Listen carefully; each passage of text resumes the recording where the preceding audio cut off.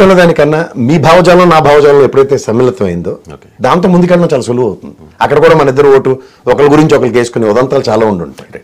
Mudragada effect ఎంతవరకు ఉండొచ్చు? చాలా మంది చెప్తూ ఉన్నారు ముద్రగడ సపోర్ట్ చేయడం వల్ల. ఇప్పుడు ముద్రగడ వైఎస్ఆర్ కాంగ్రెస్ పార్టీలో జాయిన్ అయ్యారు.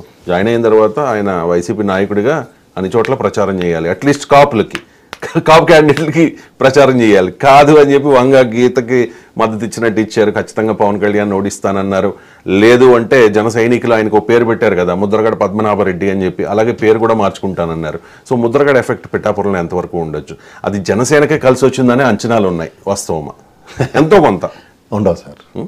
కాపులు 75% పవన్ కళ్యాణ్ వెంట నిలబడ్డారంటే ముద్రగడ పవన్ కళ్యాణ్ చేసిన విమర్శలు అవన్నీ కూడా సింపతి పెంచాయి పవన్ కళ్యాణ్ మీదనే ఒక నేను చెప్తుంది కూడా అదే. ముద్రగడ్డ గారితో ఏదో అయిపోతుంది, అయితే చిరంజీవి గారితో పవన్ కళ్యాణ్ కొరిగిపోతుంది అన్నది నేనైతే ఆ విశ్లేషణకి ఎప్పుడు నేను ఆమడ దూరంలో ఉంటా.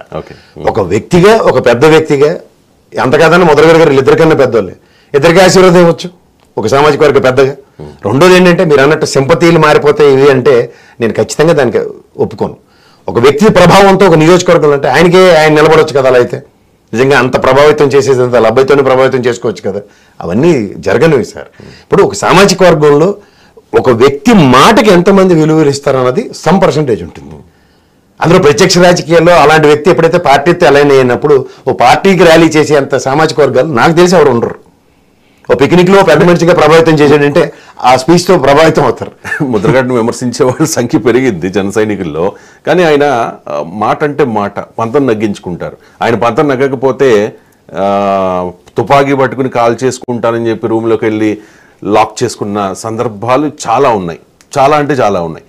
మరి అటువంటి వ్యక్తి, మాట మీద నిలబడే వ్యక్తి మరి అంత కాన్ఫిడెంట్గా పవన్ కళ్యాణ్ ఓడిపోతాడని చెప్పడానికి గల కారణం ఏంటి? ఇది ఏమన్నా ఊహించారా ముద్రగడ గారు? సార్ ఒకటి, స్థానికంగా ముద్రగడ గారికి ఆపట్ లేకుండా ఉన్నాడు కదా.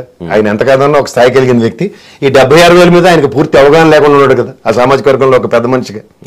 సో వీళ్ళు ఎటుపక్క, నేను ఇందాక చెప్తుంది అదే, 50 సంవత్సరాలు దాటిన వ్యక్తులు అందరూ ఎటుపక్క ర్యాలీ అవుతున్నారు.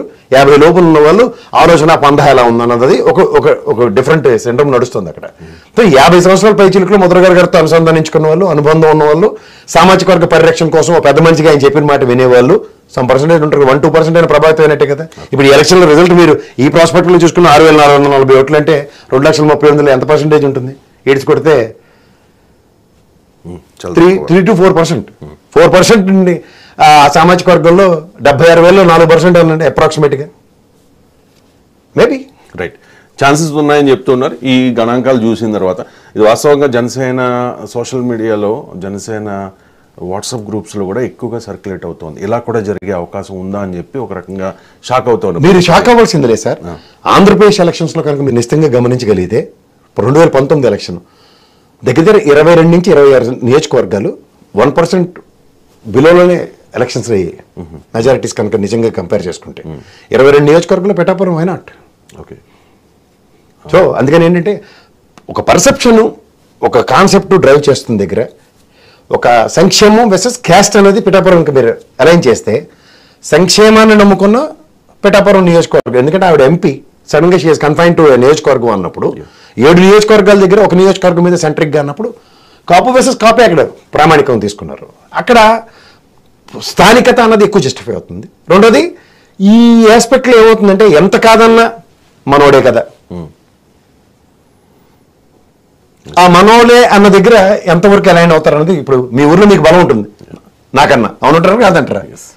మరి ఇక్కడ పవన్ కళ్యాణ్ గారికి స్థానిక బలం అన్నది ఏమైనా అడ్డు అవరోధం క్రియేట్ చేస్తే ఎంత తక్కువ మెజారిటీతో ఓటమి. వరం గురించి తర్వాత మాట్లాడుతున్నారు ఏంటి అంటే అవుట్రైట్ గా మనస్ఫూర్తిగా సపోర్ట్ చేశారా పవన్ కళ్యాణ్కి? ఆయన మనసావాచి ఆయన ఒకడు సపోర్ట్ చేసిన, తెలుగుదేశం అంతా సపోర్ట్ చేసిందన్న భ్రమలో నేనైతే లేను. వాళ్ళు ఉండొచ్చు sir. It is very impossible. ఎందుకంటే మరి ఏం చేసుకుంటారు వాళ్ళ ఎటు సైడ్ ఉండే అవకాశం ఉంది.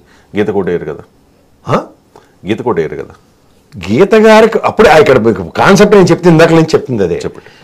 ఎప్పుడైతే నువ్వు కాదు ఇంకోళ్ళు అన్న దగ్గర సర్టన్ పర్సెంటేజ్ నెంబరు అటుపక్క వెళ్ళడానికి ఛాన్స్ ఉంటాయి. ఓకే, అంటే వైసీపీ మీద ప్రేమతో కాదు, ఖచ్చితంగా కడుపు మంటతో.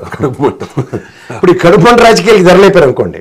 మావాడు కానప్పుడు ఈ నేను ఎందుకు నెత్తికెక్కుకోవాలన్న విషయంలో తెలుగుదేశంలో 15% అయినా చాలు కదా సార్ డ్యామేజ్ అవడానికి. ఇప్పుడు ఈ నెంబర్ చూస్తుంటే మీకు ఏమర్థం అవుతుంది? చాలా స్వల్ప మెజారిటీ. ఆ స్వల్ప మెజారిటీలో ఇంత చిన్న ఇష్యూ కూడా వర్మ గారి టికెట్ ఇవ్వలేదని మనోభావాలు కుంగిపోయిన ఆ తెలుగుదేశం ఓటు బ్యాంక్ లో 1-2%